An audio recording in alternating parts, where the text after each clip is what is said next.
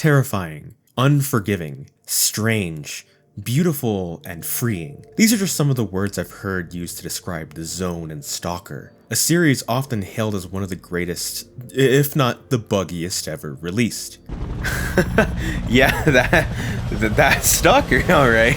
We're definitely playing a S.T.A.L.K.E.R game. It's a game that inspired incredibly dedicated fan bases, and even spawned wildly successful offshoots like Escape from Tarkov and my personal favorite, Metro. But sadly, I wouldn't call myself a die-hard fan, as I've always been curious about S.T.A.L.K.E.R, but the closest I ever got was messing around with the Anomaly mod a couple of times, and of course, sinking hours into Metro or listening to Parties Are for Losers by Fairy on repeat. That all changed with S.T.A.L.K.E.R 2, after its release and after I survived my exams. I finally decided to step into the zone for realsies this time, and not like the other 20 or so times I told myself I would. And I was not disappointed.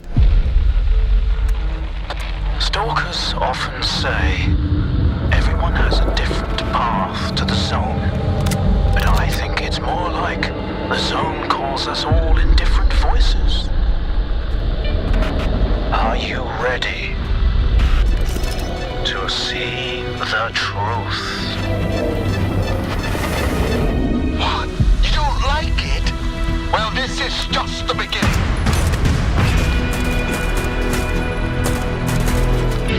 The zone is no stranger to death. You'll never get anywhere in the zone if you're afraid of your own failures. I think the truth is worth taking a risk. If you're so eager to risk your life, I won't try to stop you. I guess you stalkers just need to experience everything firsthand. You think you can change the zone? Then, you don't know the zone well enough. So join me as we look into why the zone really is a place you need to visit. But before we start, what exactly is S.T.A.L.K.E.R? Why does it have a name that I have to explain after saying I play it to people who are not familiar with the series or I look weird? And arguably most important, why am I starting at S.T.A.L.K.E.R 2? Which you would think is the second game, but of course it's not, with it confusingly being the 5th game in the series and timeline. But hey, at least it's not Metal Gear Solid timeline confusing. Like, seriously, try to list this in order on the top of your head without messing up once. Holy Jesus. What is that? What the fuck is that? TLDR, S.T.A.L.K.E.R is what I describe as a legacy FPS with survival elements, heavily focused on exploration and looting, similar to Tarkov or Metro. Yes, I know it's going to be an annoying comparison, but it's really all that comes to mind. This game takes place in the Chornobyl exclusion zone, but not the decrepit zone as we know it, with a few people who break in from time to time while being guarded by the military. And now, sadly, a combat zone. Instead, this zone, after many secret government projects, has been utterly transformed by a group of scientists known as the Sea Consciousness, into a place where reality has seemingly been torn asunder, or perhaps given its own mind, with absolutely strange anomalies popping up everywhere like tornadoes of fire, gravity-shifting balls, or the deadly emission storms that will kill you, all appearing seemingly randomly while massively increasing the danger of the zone, alongside the usual radiation from the disaster. And then on top of that, combine this with various factions fighting to discover the secrets of the zone. Namely, we have the military trying to keep order, S.T.A.L.K.E.R attempting to use the zone as advancement for humanity, but more importantly for us, the Stalkers. A name representing people who enter the zone and are one of the following: scavengers, trespassers, adventurers, looters, killers, explorers, or robbers. This isn't true for everybody, but it's these people who go into the zone for various reasons, such as looting the scientists and military's precious left behind equipment. Some want to discover government secrets, others just want to be free where no government can actually touch them, or like our main character known as Skiff, to just earn some good old cash after an artifact destroyed his glorious 2 square feet apartment by crashing into it, forcing him to work with the slightly suspicious doctor known as Herman in a very sketchy way to get to the zone. That, of course, ends in our main man seemingly betrayed by the team that got us in, then left for dead after an ambush resulting in us having our crap stolen, while then being thrown between some kind of dangerous anomalies.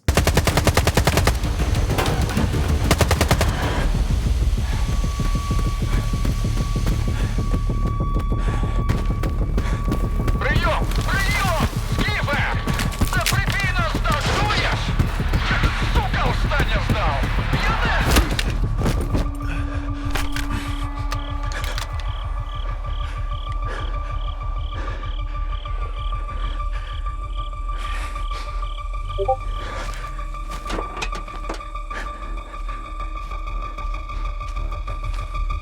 Кінчай його! І валимо звідси.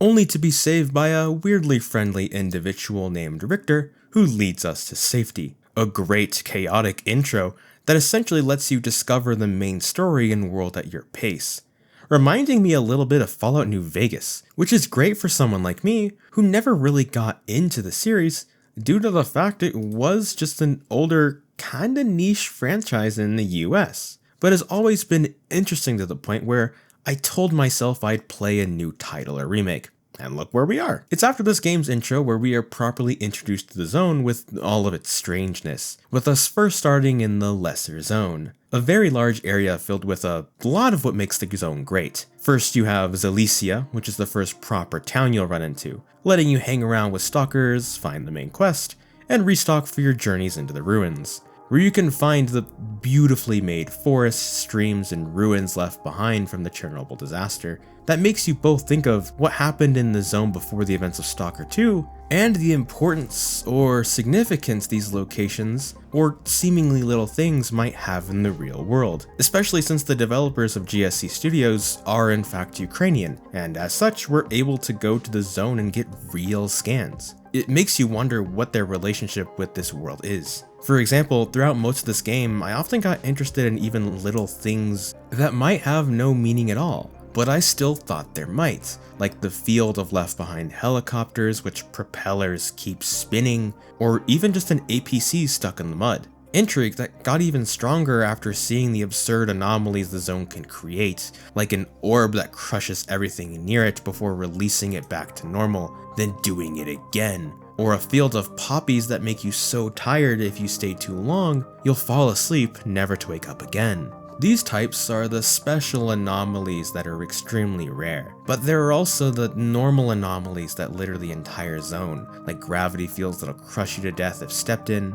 electrically conductive areas that'll apply a controlled shock to you, glass stuck in the air you must slowly walk through, or even a ball of electricity that hunts you down if you have artifacts. Artifacts that are a key part of exploring the zone and making that cold hard dosh. You see, the zone itself probably doesn't have a lot of real loot left behind after all these years, but the zone itself, while creating these anomalies, has created artifacts as a result. Weird, things are honestly the correct way to call these things, because they are weird, almost indescribable things that clearly shouldn't exist. Hell, outside of the zone they don't even do anything besides look neat, creating a pretty cool intrigue to what exactly is the zone, or if it's a choice the zone is making. To find these, you simply enter an anomaly, and use your scanner that you can find upgrades of as the game progresses, until you find it hiding in the area.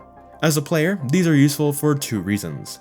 One being lots and lots of money, like previously stated, and the other is in gameplay they can be equipped for various stats, like reduced damage, increased stamina, or improved chemical damage protection. But of course they do have drawbacks. Namely, they emit a lot of radiation, which will of course kill you if you hit a certain amount.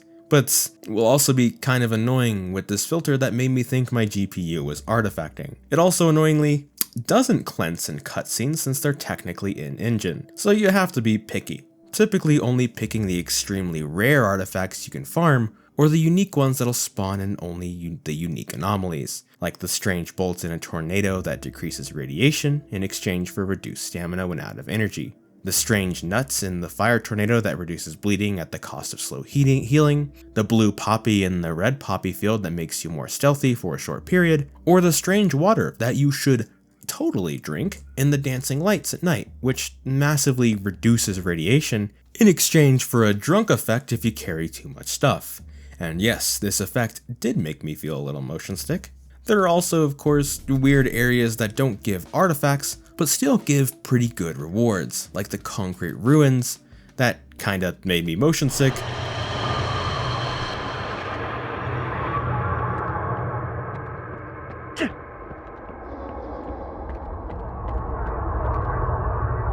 Or the helicopter field, making each area of this game really feel like it's worth exploring to some degree. Experiencing all of this within the lesser zone, the very beginning of the game, was enough to make me fall in love with the game early on. But then I accidentally zoomed out on the map, only to realize this was just one of the many areas in this game. That moment was honestly jaw-dropping.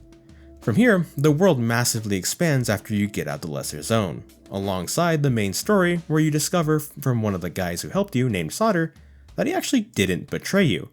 But the other guys, including someone named Nestor, surely did, requiring us to explore the rest of the zone.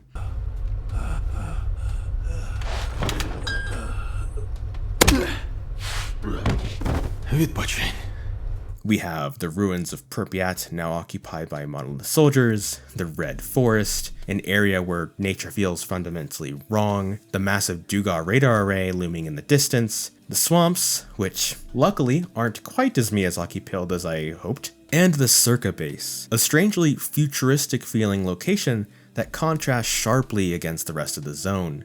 Each of these locations offer a mix of industrial decay and eerie unnatural beauty, reinforcing the nostalgia people have for older Stalker games, that these scenes helped me really understand. Hey, Chuck, we get a one frame over here or what? That will be $20. You cheapskate. Alright, get them from the corner. Okay, we'll up the scale, but the radiation is normal. We need to move on. Thank you, O Mother, for revealing the cunning plans of your enemies to us. It's full of sleeping bloodsuckers. I don't know whether I was right or wrong. I guess I'll never know. But I made it. And I guess I should be thankful. Some places feel outright stunning, showing that despite its horrors, the zone still has its undeniable allure. Of course, until you progress the main story, a lot of quests in some areas like Pripyat or Duga just won't be available. Of course, you can still visit these locations and explore their anomalies, but don't expect a whole lot of stuff. At least it's not like Xenoblade 2 where the game just screws you over for visiting early. Of course, the zone doesn't just consist of this stress, anxiety, and strangeness. There are also real humanizing moments, like enjoying the campfire with fellow stalkers, helping a man become funny, or just admiring the world's beauty because you want to. The only downsides and my major gripe with this world, well, first of all, the game's weirdly dark, which could be a result of my OLED, but this is still the only game where I really felt like I had to go increase the gamma to see anything. For example, here's the Circa base, a really well lit area. Well, you'd expect as much given it's a really nice place, but I still feel like I had to use my flashlight to see anything. The Lesser Zone is also so content-rich that the other areas feel somewhat lacking by comparison, having far less quests along with generally low enemy encounter or density, till Pripyat at the very end of the game. Why is there so much gunfire? Oh no!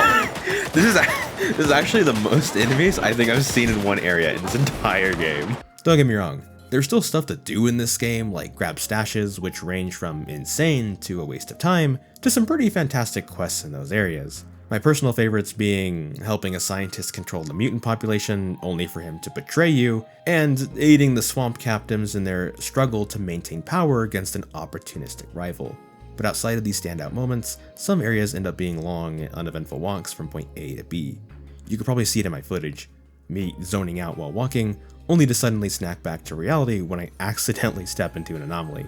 This makes me wonder, has S.T.A.L.K.E.R always struggled with this kind of pacing, or is this something fans actually kind of like about the series? All of this exploration will not only make you stacked on money, but also in loot which you need to survive, as this game does have soft survival systems, namely hunger and thirst, both of which you'll need to keep up if you want to live. Sleep also kinda, sort of exists, which I mean, I think you need to do it, but I'm not actually sure if it's a max difficulty thing or it just doesn't work, as the only time I ever needed to use it was during the quest involving fighting an arena where you need to sleep to get the next quest. But after it, the sleep icon just never showed up again, so who knows. You can also buy supplies to keep you alive at most shops, with some specializing in food and water, while others in guns and armor. You can also get everything by just looting areas, which is typically much more economical, especially if you don't question the sewer sausage you just ate, although the big thing would really be guns and armor.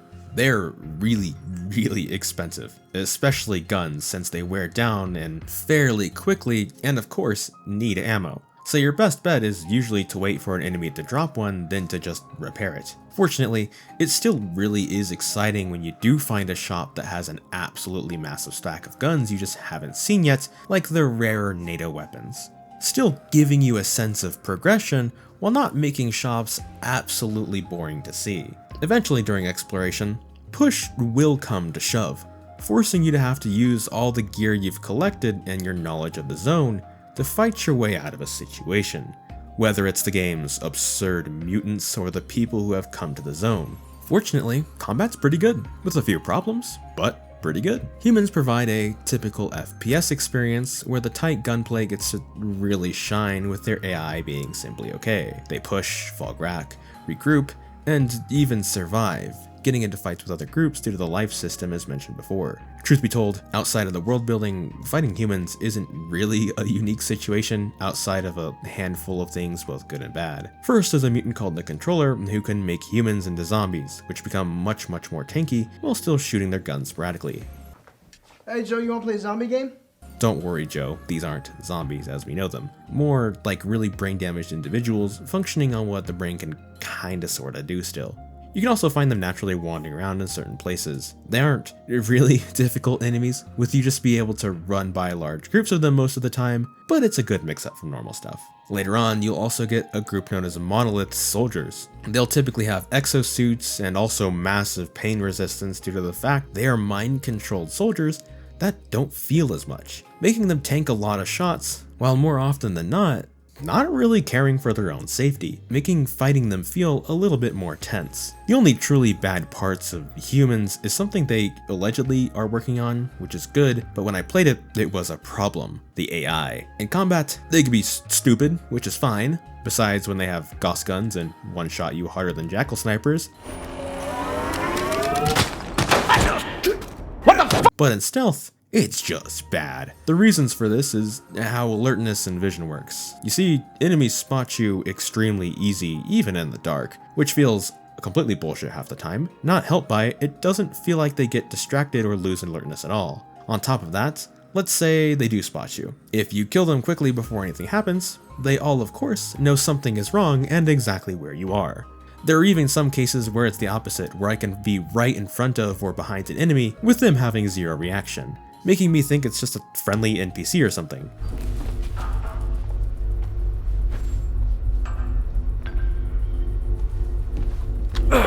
This just feels completely broken, and I encourage you to just not engage with this unless a mission asks you to, like I did. Honestly, this was the first part of this game that really made me feel the game's buggy reputation this series has, which is unfortunate because it wasn't something funny I could laugh at. The other half of combat consists of the mutants, the wildlife of the zone that feels less like hunting and more like Cabela's dangerous hunts. We have a lot of mutants, including semi-normal stuff like a plague tail versus a frag grenade, dogs, yeah they're dogs, elk, and wild boars, which of course don't need to be mutants because they're already very scary in real life. These mostly are fodder that feel more like obstacles than actual enemies. It's the other more manufactured umbrella-feeling mutants that are actually scary. There's the bloodsucker, which will turn invisible, running around performing hit-and-run attacks to whittle you down, which is honestly pretty tense when there's more than one or you're in a tight area. These cats that caught me off guard the first time, since while they are durable and hit relatively hard, they don't really act special, outside of the fact they use dead bodies to mimic voices, which made me think it was some kind of special encounter the first time I ran into them.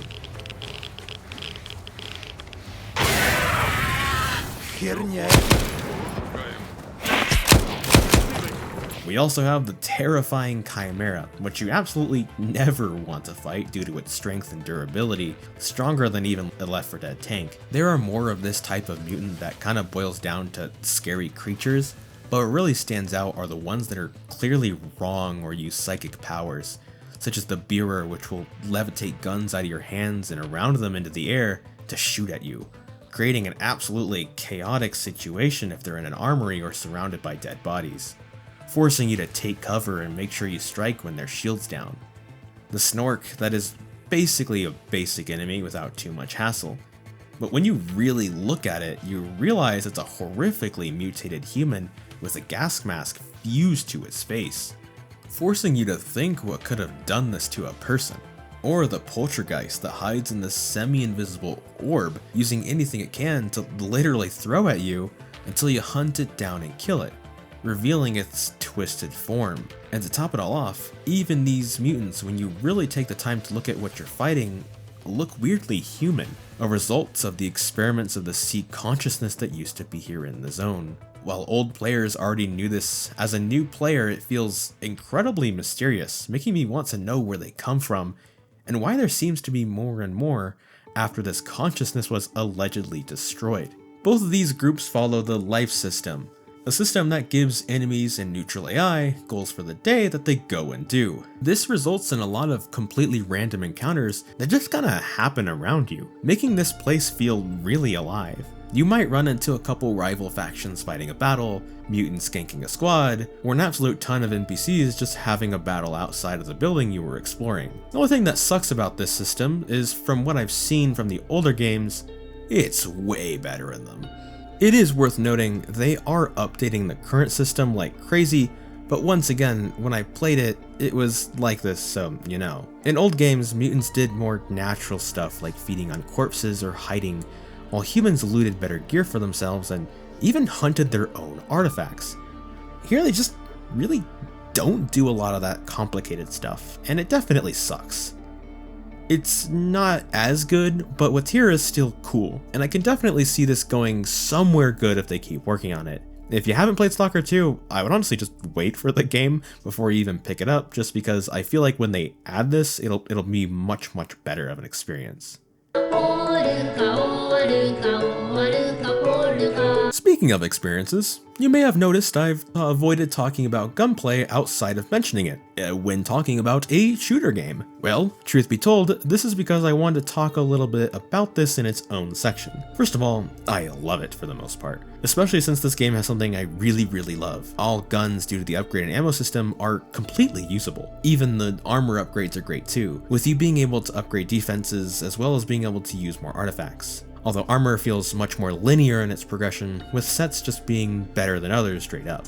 Which does make sense, of course, an exosuit will give more defense than the average Eastern European man's outfit. Luckily, even on the hardest difficulty, you really don't have to care about a guns meta. If you just like the gun and you want to use it, you can totally go for it. Of course, some guns are better at different things, like shotguns shredding mutants, or DMRs being really good at one-tapping humans. Everything feels really fun to use. That's why during most of my gameplay, I use the same guns or switch around for a little bit. It's genuinely great experience to find something new and try it out, or just stick to my wife G36. The animations and sound are also great here, especially that Gauss gun you get later, like,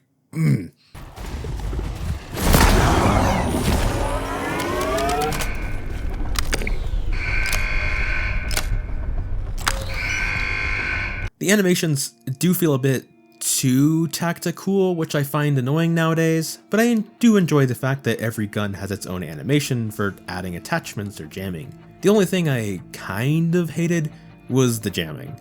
I actually really like gun jamming as a concept when it's added to games like Tarkov or the older Far Cry games, but here it just kind of annoys me because of this.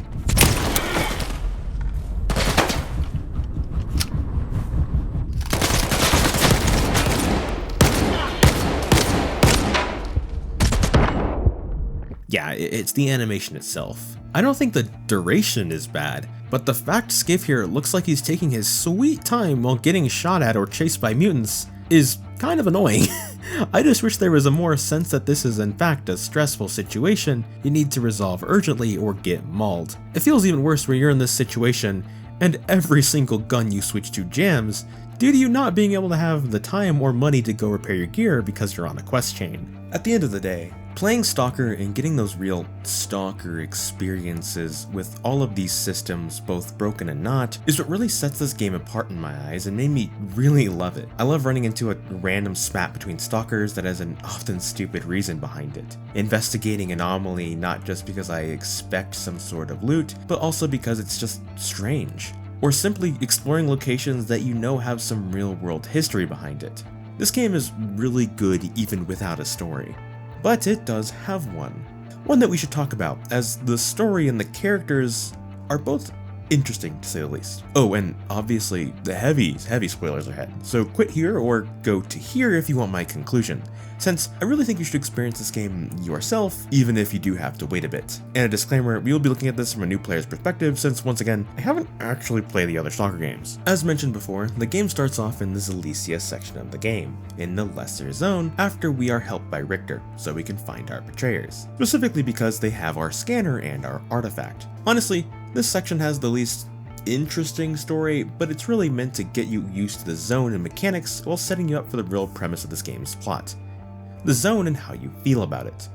The first hint of this follows the real quest chain where you have to choose between selling out a stalker who sees the zone as a home. To the ward, he views it as something that must be destroyed, causing most stalkers to call them tourists who they hate, especially since they tend to show up and take control of areas regardless if someone actually else lives there. Shockingly, this pisses everyone and every faction off in the zone, except maybe Duty given they have the same goal. These are realistically the only two players, the Ward and the Stalkers, represented by a faction known as S.T.A.L.K.E.R against most people's will. The other factions you've heard of or might know, like Freedom and Duty, tend to play bigger roles in the other Stalker games, and they are represented here, but mostly as a backdrop since they don't have the power they used to with the Ward and Circa around. That and 10 years can change a lot of things. We meet Spark after making our choice on what faction to side with. The only thing that really sucked about this was the choices don't really feel good after you play the game a few times like I did. Very few choices actually result in branching paths, so I usually just made the choice that made me the most money or against someone if they annoyed me.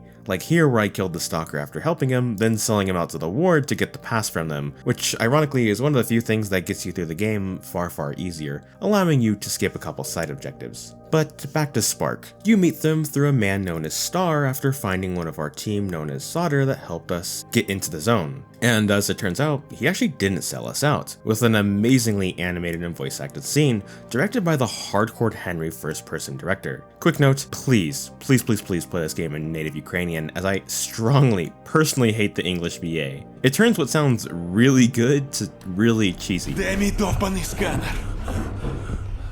ПМ ж часто клинить без догляду. Таке я фартовий. Смішно. Бля! Where's my fucking scanner? PMs tend to misfire a lot if you don't take care of them. Well, I'm a lucky guy. Funny. Oh, shit! But getting past that, after Solder gives us the directions after we let him live or die, we meet S.T.A.L.K.E.R who needs some help getting his voice back after a spat with the Ward. They aren't quite willing to say who they are, but helping them get their guys out and getting them some files would get you some brownie points. So you can stealth or murder your way through the Ward to get their guy out, before going under the base to get the files. Which informs us that the other man to look for is someone called Nestor, only to be met by a fellow stalker during a Ward ambush, who seems pretty cool and eager to meet us. Не стріляй! Це я, Скіф. Допомагай! Тягни це лайно сюди!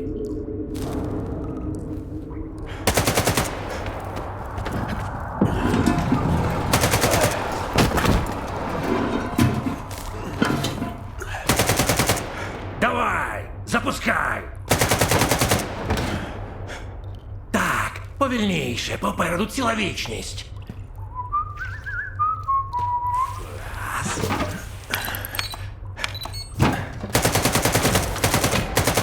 Разом з ними засмагатимеш.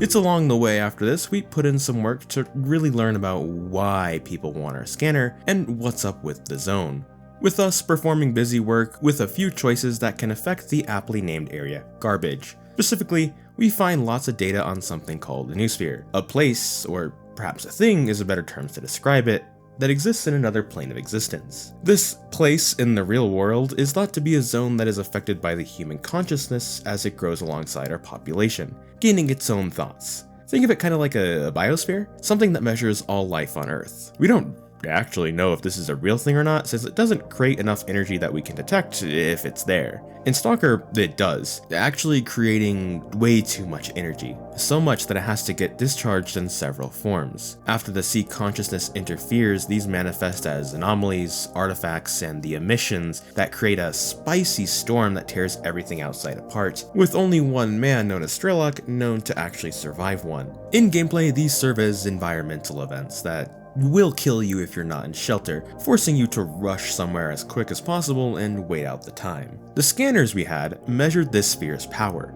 making it pretty obvious why someone would want it. After all, having any power over it could be exceptionally dangerous in the wrong or right hands. Of course, to Skiff, it's worth more than enough for him to live well. After getting Nestor's weird-looking PDA for his body after dealing with a kingpin, we are then given a series of several choices after trying to give the PDA to the technician we were working with. We can first show it to the ward who ambushed us to learn what we're doing. They are led by a Major Chornobyl who actually has several different reactions based on how we treated the ward, which is actually pretty cool. I love this guy. He's very much the hard-headed military type, and it totally worked for me. You can choose to show it to them or not, but showing it to them generally has zero consequences and gives you an easier time in the game, while also giving more info. Namely, the info that Dr. Dolan, who is with the Major right here, is actually the man who made the scanners for S.T.A.L.K.E.R, not Herman. The ward were actually the one who first attacked us, and then were killed by our ambushers. Most importantly, the PDA is Monolith, but at this moment, they're actually long gone after the sea consciousness was killed by S.T.A.L.K.E.R. They've now reformed into a faction known as Noontide, who are supposed to be neutral. So the Major sends us there to talk to them, giving us a badge if we don't already have it. Before we reach the Noontide base, we talk to the now-named S.T.A.L.K.E.R, and his faction S.P.A.R.K. S.T.A.L.K.E.R is actually one of the protagonists of the other game, but he doesn't seem to be quite all there right now, seemingly obsessed with this idea of a shining zone, a utopia the zone will create to cleanse the worlds of problems such as the zombies that it actually made, as well as the normal things in life. Once again, you can show or hide the PDA for the exact same info as the ward. Eventually, we finally reach the Noontide base, where we meet the Tattered group. Noontide as a faction consists of the former Monolith soldiers, a group that we've mentioned from time to time. The Monolith was once a faction of brainwashed stalkers baited into the zone via something known as the Wish Granter, which did in fact not grant wishes, instead granting brainwashing to anyone who came to investigate or was simply unlucky enough to be nearby into soldiers fighting for the sea consciousness. Sadly, after being let go from its control, no one really remembers their previous life or what happened while under its control. As a result, most stalkers don't like them for what they did in the zone under its control, even if they understand it's really not their fault, causing Noontide to hide away on this island of theirs, both as repentance and to keep themselves safe while making sure the Monolith and all its hoarders don't come back to the zone. It's here we can talk to a man known as Strider, the leader of Noontide, who's currently dealing with an issue caused by the scanners. The fact that their presence seems to cause more anomalies to be unleashed, injuring one of their guys. He confirms that what we have is in fact a Monolith PDA. Fortunately, they have a way of tracking them, but not here. A local scientist might know where it is though, so we go looking at the local chemical plant, but not before helping them with a zombie problem. You see, Monolith members are extremely susceptible to psychic attacks, more so than normal due to the mind control. Sadly, one of these soldiers got caught up in a device he decided to activate, turning him into a zombie.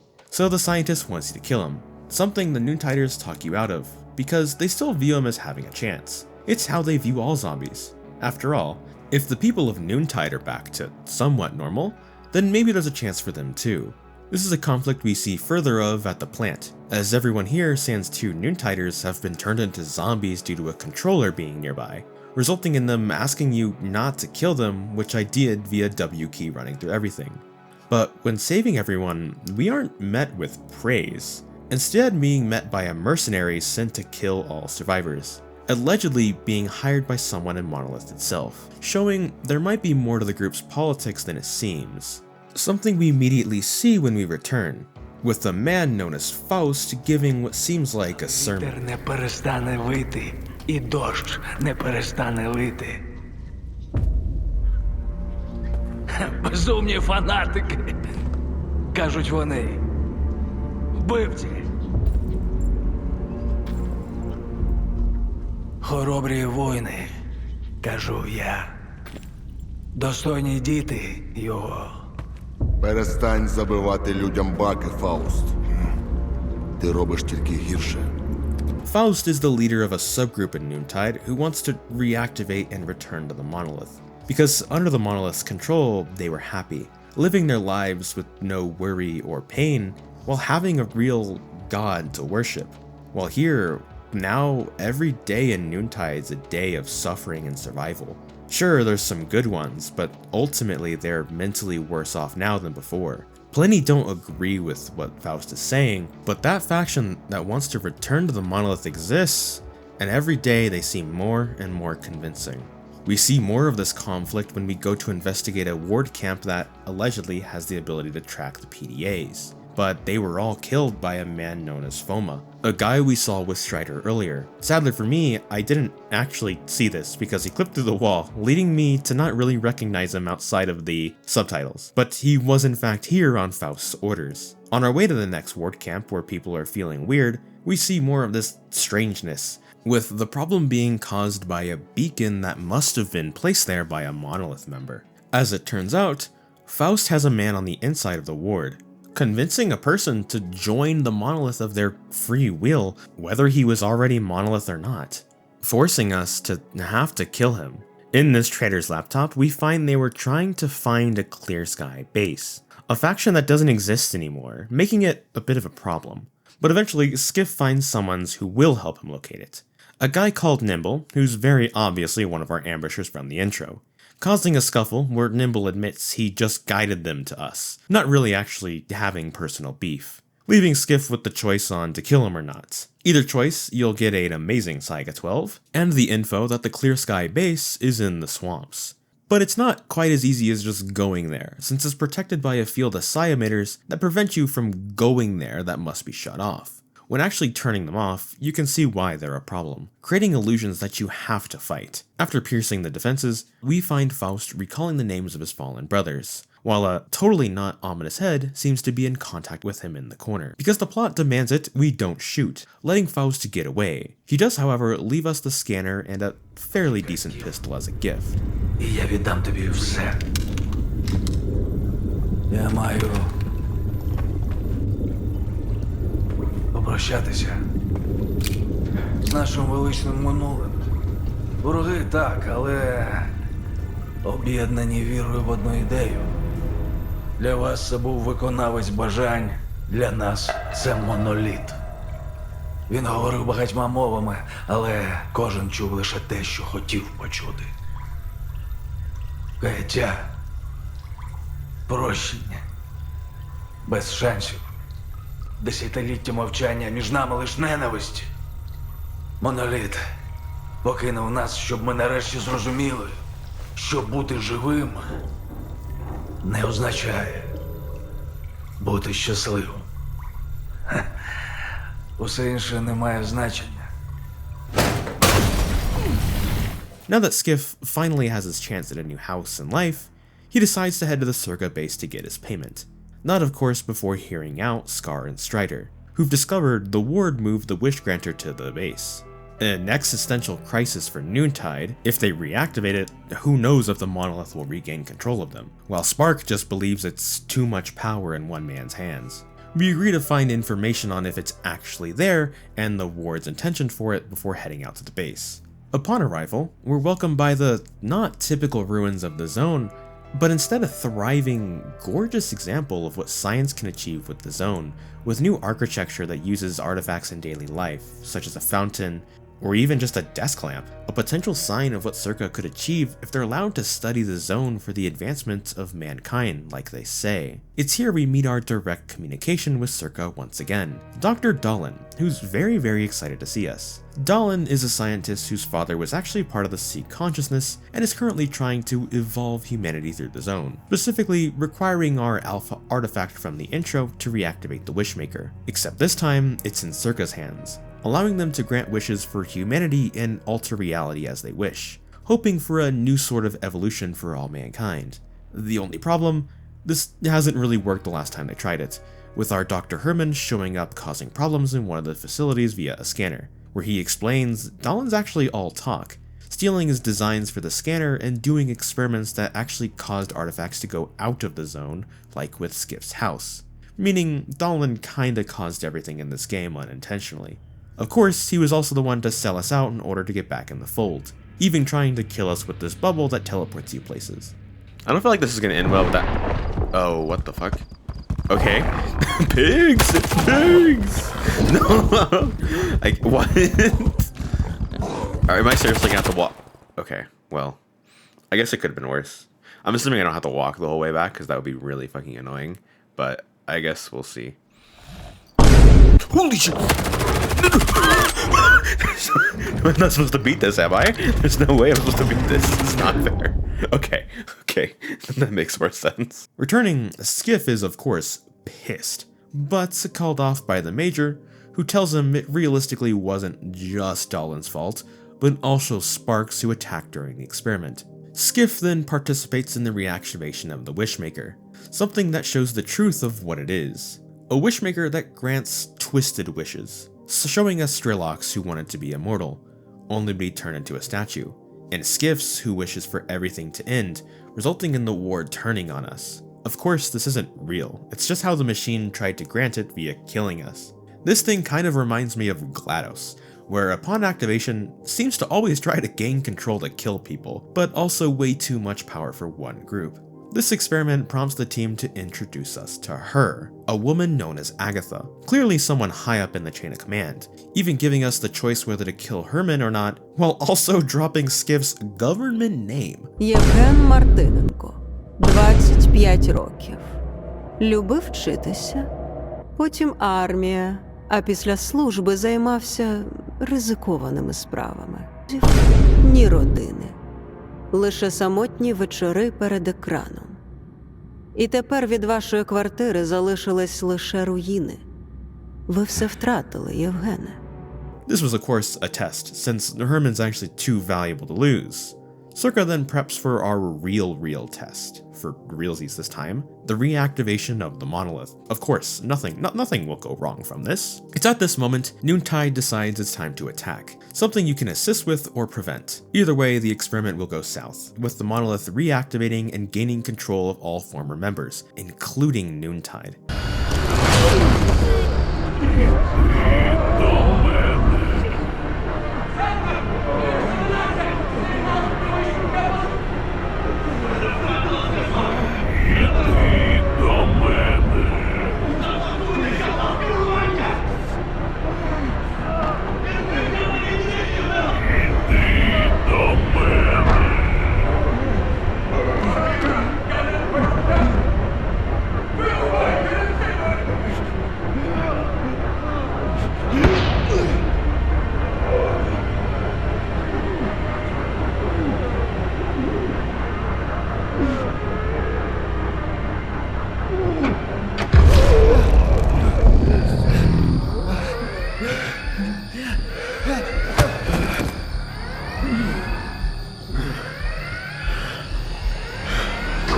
Making this part of the game revolved around stopping them from gaining power.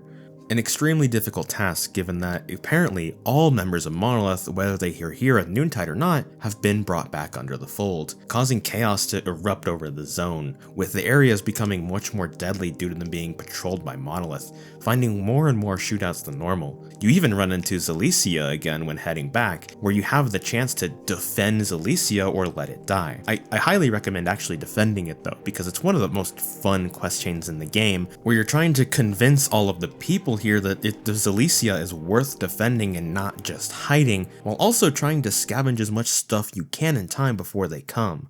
And the result isn't even just decided based on if you did the quests, as when they attack, if you lose too many people, Zalicia will still fall, kind of requiring you to really lock in and defend this place, forcing us to find a real way to stop them. This requires us to go from facility to facility with our faction of choice, eventually reaching the now monolith-controlled Duga. If you came here earlier, it was actually under ward control, I believe, and they would just shoot you on sight. This assault, like most military operations in this series seem to go, goes horribly after Faust appears yet again, except there are several of him. Very much not normal thing. Killing them reveal it's definitely just an illusion by Faust, but it goes south yet again when all the wardens around you seemingly get brainwashed, something you did for Spark if you sided with him. Well, here it was someone else and you're on the receiving end of this. In order to learn more about Faust, we go to a Professor Dupolov who used to be in charge of the Controller project, and is also pretty drunk. Not as drunk as my dad, but you know. Dupolov explains everything he can about Faust. As it turns out, he's actually a human controller, but instead of wanting to control people via its powers like the mutated ones we see, Faust tries to empathize and convince people himself, something that makes him far stronger than any normal one. Combine that with him being under the monolith control, and now we have an incredibly dangerous individual, even if he's capable of empathy and reason. Eventually, we perform enough work to try the assault again, this time with a device that protects us from the psychic attacks. It's the top of Duga where we have a real conversation with Faust, with him admitting he thinks he angered the monolith, which he also sees as a god, explaining he sees us as its messenger, while telling us the monolith showed him a new zone that convinced him to do what he's done, giving us a glimpse of what he sees, the zone, but more like a nervous system. Perhaps the zone being alive is real. This is of course just how he sees it, so he encourages us to see our own zone, no matter what it is. Our conversation ends with a fall, with Faust dying, or maybe not, given his body disappeared just like all the illusions so far. At the very least, we get a device from him we use to speak with the representative of the sea consciousness, that's surprisingly, allegedly, survived being killed by S.T.A.L.K.E.R in something known as subtle matter, a consciousness free of body, living in the new sphere. However, the new sphere is affected by people's actions, meaning it's very possible Circa and Monolith's actions could have accidentally ruined it. The Shining Zone could be the only chance to piece things back together. Depending on what faction you side with here, the other will attack, forcing you to fend them off before meeting with your respective group that now wants you to find someone called S.T.A.L.K.E.R, the only stalker to survive in a mission and the Brain Scorcher. This man is the original protagonist, who is the most legendary stalker at this point. The only problem? No one actually knows where he is, only hearing he might be in the zone. So we track down the doctor who used to be part of his crew. He currently lives in this bubble, with Strider being severely injured at the foot of his base, which of course was completely bugged for me, so I actually wasn't sure what happened here at all. The doctor's real name is Dr. Kaimanov, one of the sea consciousness scientists that decided not to get in the pod, mainly because he didn't agree with the group's methods or the state of the zone, viewing it as nothing but an awful place of destruction. But perhaps not all, because he thinks there is another way, a way shown by these mutated dogs, that instead of choosing to kill him or run away, decided to stay with him, a choice something the zone itself may be able to do, choose to create rather than to destroy, if it's allowed to be free. Strider is another example of why the zone is currently bad now. The zone, like him, was forced to be what he is now. Perhaps if given the choice, it would be like Strider, picking Noontide over destruction, while avoiding the path of Spark where it's just some fake illusion. He then points us in the direction of a lab known as X-13 in order to get a cartridge that would let us replicate subtle matter, since he doesn't believe that the representative is real. Specifically, he doesn't think subtle matter is scientific, but is at least willing to be proven wrong. From here we go to Cordon, and do some busy work in order to find someone who can take us to Lab X-13. The only one who really knows the way in is a stalker known as Dark, who we work with to break in. But when entering a room full of TVs near the control center, the TVs make Dark go insane, forcing S.T.A.L.K.E.R to kill him and hold us down.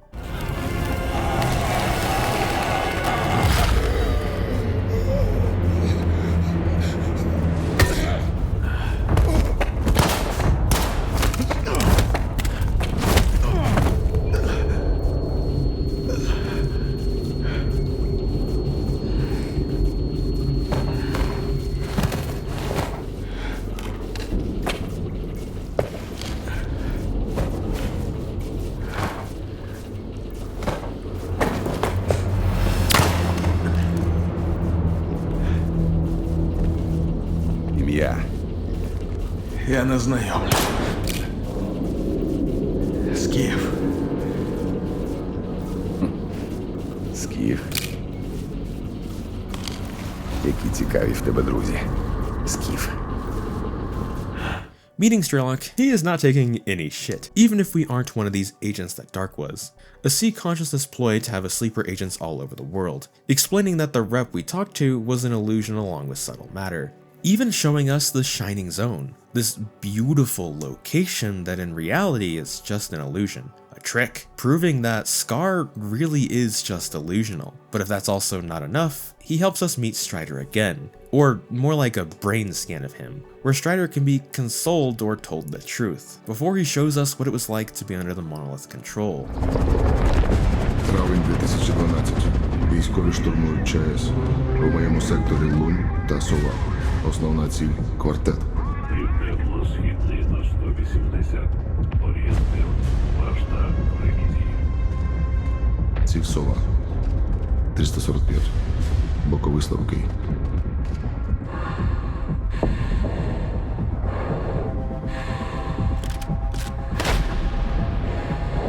Ціль. Квартет. 400. Боковий. Помірний.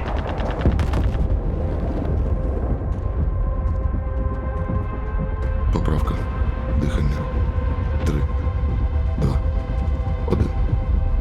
There really is no immortality, or maybe there is. Either way, this place is essentially a brain prison, like being in another illusion. When waking from this pod's communion, we're ambushed by Spark, who still believe their delusions, wanting to know if we believe with them or see a different truth.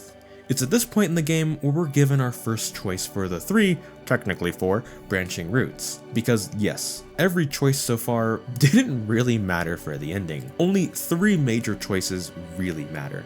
If we side with Spark here, we'll be friendly to them for now, walking the route of the Shining Zone. But to be honest, given S.T.A.L.K.E.R just showed us hard evidence the Shining Zone is a lie meant to trick stalkers, it's hard to really trust the guy or even believe him, since it's very obviously just a delusion. From this point, every route is essentially the same, with S.T.A.L.K.E.R contacting us with the info that where we need to go is where the Stalker program was based. The C consciousness program that brainwashed people to become their agents. Only problem, yet again, he doesn't actually know where it's at. Instead, we have to go to tropospheric communications, which is currently controlled by the ward. This is another thing you do have to do for every route. Shockingly, and one of my favorite details of this game, is the ward badge for once doesn't help you like every instance it has so far, instead instigating them to start shooting almost immediately. Покажи перепустку. Ось. Так, усе в порядку. Мета візиту. Хочу дізнатись деталі проекту «Нитка». Зрозуміло. 1 хвилину.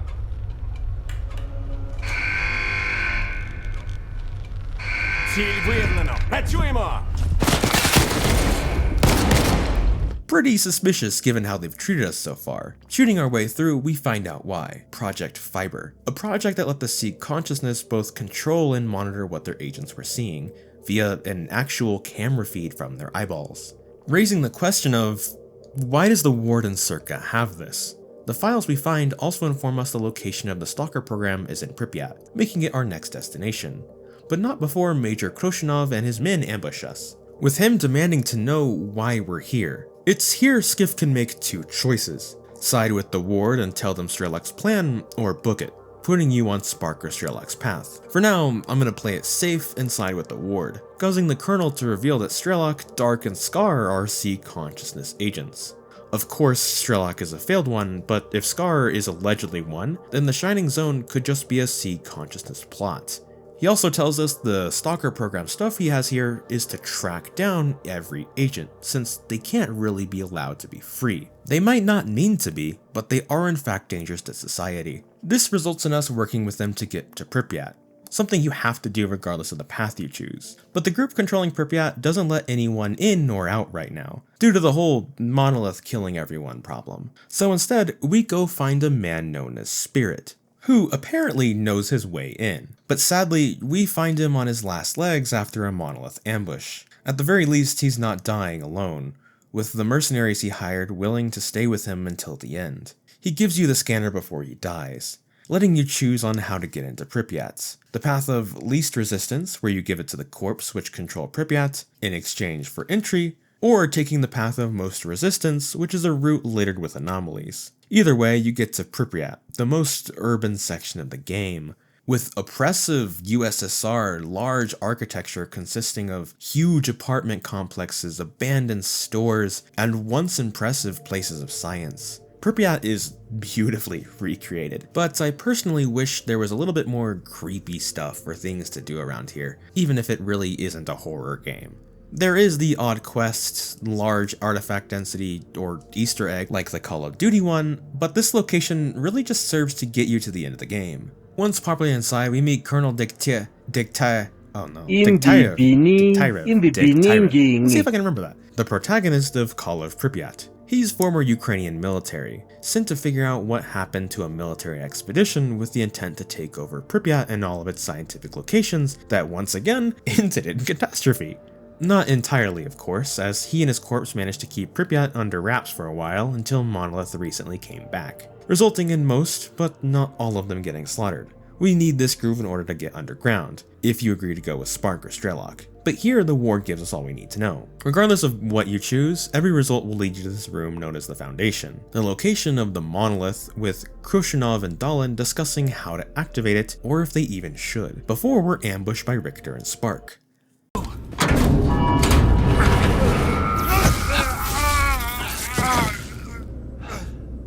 Speaking of, let's actually talk about Richter. I have mentioned him as our savior before, but not really much after that. Richter is someone who we'll run into throughout the whole game, having conversations about the zone and what it means to us. Kind of being the spokesperson for the stalkers who love the zone for what it is and not some kind of ulterior motive like Faust. Which makes sense given he used to be a guide before he accidentally got a group killed, losing confidence in his place both as a guide and in the zone, especially since we've been almost outpacing him in every sense since we got to the zone rather not long time ago. But at the same time, he does regain a bit of that guide spirit while getting us through the game, becoming almost a friend of Skiff, something I like, but I personally felt like he was just kind of there. I do like Richter, but he didn't have the presence or maybe the writing to make me feel like he was a really great friend of me or Skiff, like the game wanted me to think of him. Either way, here we have to kill him in his bin since he now believes we betrayed the zone. If you side with S.T.A.L.K.E.R or S.T.A.L.K.E.R, you're on the other end of this assault, with Stalin as their man on the inside, something that gets him killed on the ward route, resulting in Herman actually taking his position to install Agatha as the new Sea Consciousness, confirming that she is more than she seems. Which makes sense, given she always seemed to just show up in weird spaces. But this is also weird, given she gives us something physical. It's really hard to say what she is, and the game doesn't really have answers for it. Meanwhile, the other routes end in either Stalin keeping, resetting, or destroying the monolith, depending on if the representative answers this question or not, after killing Khrushchev and all his men. All the routes from this point agree they have to get the generators working and put someone in the doctor's pod to act as a mediator. Reaching them, you're forced to fight through Monolith and S.T.A.L.K.E.R if you didn't side with them. Then after that, S.T.A.R when going to the facility, where he learns he's in fact an agent, before finally fighting Monolith's Granite Squad, the first squad to fall under the Monolith's control. On the top of this, let's talk about boss battles. Yeah, they're kind of mid. Khrushchev is boring, S.T.A.R.'s is actually kind of neat with the TV mechanic, and S.T.A.L.K.E.R was so bad I was kind of wondering if the game was bugged. This isn't really the main highlight of the game, but it's here and it's just kind of okay at most. It'll be a real hit or miss for you, kind of like the Resident Evil bosses. They're not the real highlight of the game, but they exist, and they're here. If you sided with the ward, Khrushchev gets in the pod, quite literally wiping the zone off the earth, with Agatha promising us whatever we could possibly want, even a job here in the zone if we want it. But let it be known, Agatha will always be watching us through our eyes, just like a Sea Consciousness agent. This could mean Skiff was always an agent, which would make some sort of sense, especially if he's a S.T.A.L.K.E.R agent, since they did in fact have the tech to make them. But the hundreds of screens could also imply a new type of power given to Agatha. A Big Brother sort, where the world is much easier to monitor and control. Once again, it is kind of up to your interpretation, but what if you don't want this outcome? Well, going back a little, okay, admittedly it's going back a lot, this last act is a little too long.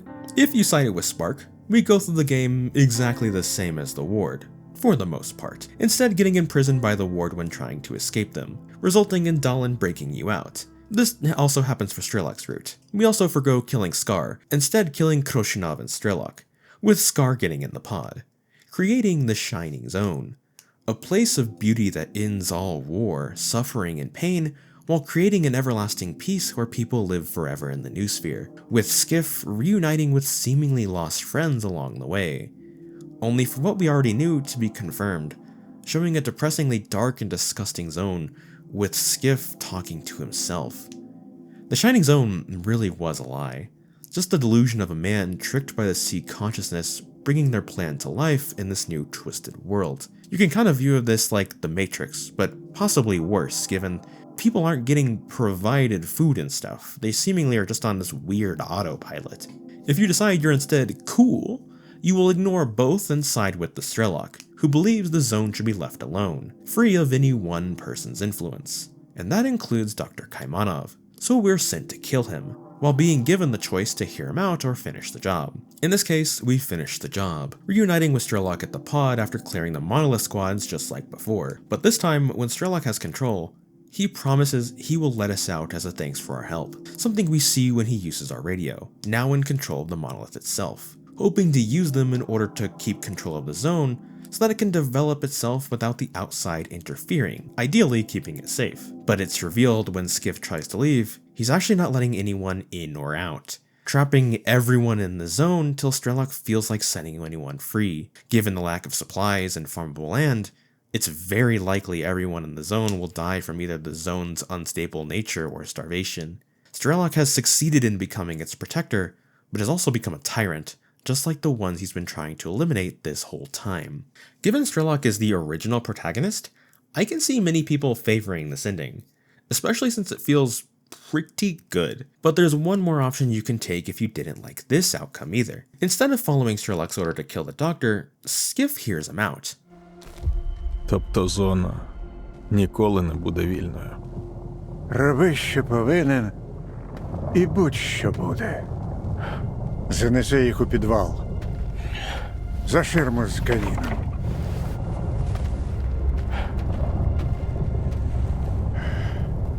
Просто зроби те, що я сказав. Будь ласка. However, our conversation is cut short by an omission, one the doctor actually chooses to stay in. Eventually, Skiff will come to the conclusion after searching the doctor's basement that he must step in the pod himself to set the zone free. After seeing the doctor create the zone via shooting the amplifier used by the sea consciousness, seeing Major Khrushchev watching the experiment shows this was truly all about power from the beginning.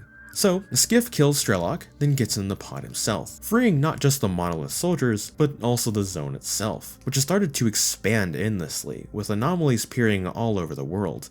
The doctor was right. The zone did choose, and it chose to expand. The camera then pans to where the doctor was, only to reveal it wasn't the doctor we were talking to, but Faust the whole time, the man who orchestrated this entire game. How long Faust's been the doctor is unknown, but it's been quite a while at least, with various hints given in his logs and knowledge. For example, some timelines don't match up, like when the doctor wants you to go get medical equipment for Strider, medical equipment based on Monolith tech that he has no business knowing about. Either way, it's up to your own interpretation if this was Faust or the zone's plan for us. The only thing I know for real is this is all of the endings of Stalker, with this one probably being the true one. Not only because of its length and kinda sorta secrecy, but also the fact it's the only one with music playing, so, you know. This ending also kills almost every previous protagonist, with the exception of maybe the Colonel, while seemingly taking Skiff out of the narrative. My only gripe with this whole story is I personally don't really get why Skiff would do all of these things. Yeah, it makes sense that he came here for money. I have a hard time believing he'd do anything outside of maybe the ward. Like, would you really hop in the pod or summon the Shining Zone when you came here for a couple of bucks? Probably not, but perhaps that's just me missing something. Either way, I loved this story, even if it does kind of have JRPG syndrome, where the game doesn't really get amazing to like the last half-ish of the game. Stalker has always been described as a franchise having an absolutely magical experience you really can't get anywhere else. And Stalker 2 is no different. This game is far from perfect from a technical state, and in some cases design-related issues, like the fact this game near the end feels like it drags a bit. or the fact that the life system doesn't really exist. But from someone essentially new to the franchise, it's an experience I'll probably think of vividly for quite some time, while it makes me want to play other titles just to visit the zone one more time. Even if it's not the original development team, and maybe not quite as good as the originals, Stalker 2 is worth playing. I truly hope you play this for yourself, as it really is worth trying.